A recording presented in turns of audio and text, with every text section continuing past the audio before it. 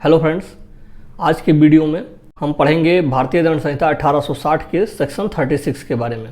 इसकी हेडिंग है effect caused partly bye act and partly bye omission, अर्थात अंशतः कार्य द्वारा और अंशतः लोप द्वारा कारित परिणाम। अर्थात धारा 36 पार्टली एक्ट और पार्टली ओमिशन से उत्पन्न परिणाम के दायित्व की स्थिति को बताती है। धारा 36 आगे क्या कहती है?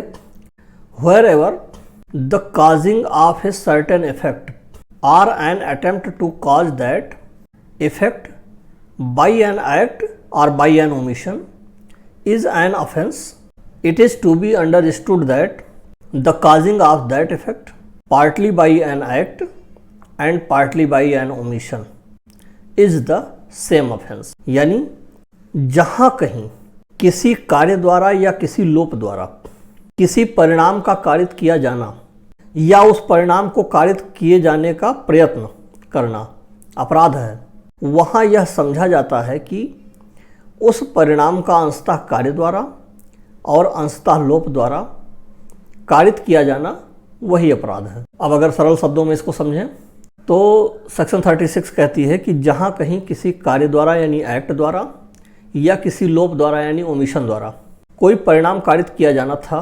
परिणाम कारित किया जाने का मतलब जैसे किसी एक्ट से किसी का मर्डर किया जाना था या किसी ओमिशन से किसी का मर्डर किया जाना था, तो वो परिणाम हुआ मर्डर, और एक्ट या ओमिशन क्या होगी?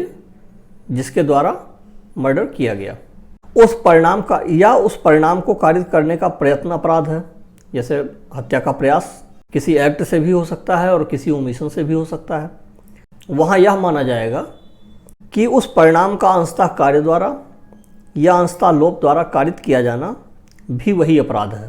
जैसे इसका इल्यूस्ट्रेशन इस धारा का कहता है, ए इंटेंशनली काजेज जेड्स death partly by illegally omitting to give Z food and partly by beating Z, A has committed murder. यानी का अंशतः या को अवैध रूप से भोजन देने का लोप करके और अंशतः या को पीट कर या की मृत्यु कारित करता है, तो का ने हत्या की है।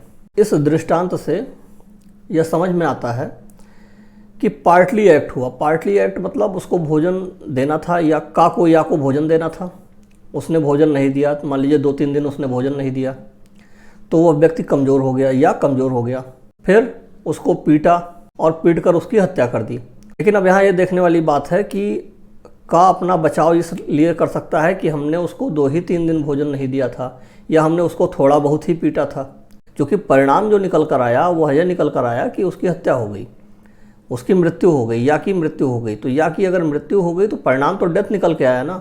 तो परिणाम अगर डेथ निकल के आता है, जो है उसको पीटा,